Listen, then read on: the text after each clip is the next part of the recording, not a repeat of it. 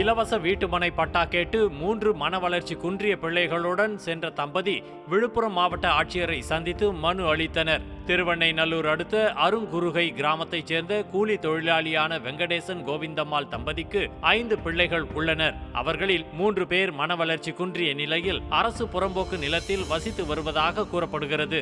இந்த நிலையில் மன வளர்ச்சி குன்றிய பிள்ளைகளுடன் ஆட்சியர் அலுவலகத்திற்கு வந்த தம்பதி தங்களுக்கு இலவச வீட்டுமனை பட்டா வழங்க கோரியும் பிள்ளைகளுக்கு அரசு உதவி செய்ய வேண்டும் என கூறி ஆட்சியரிடம் மனு கொடுத்தனர்.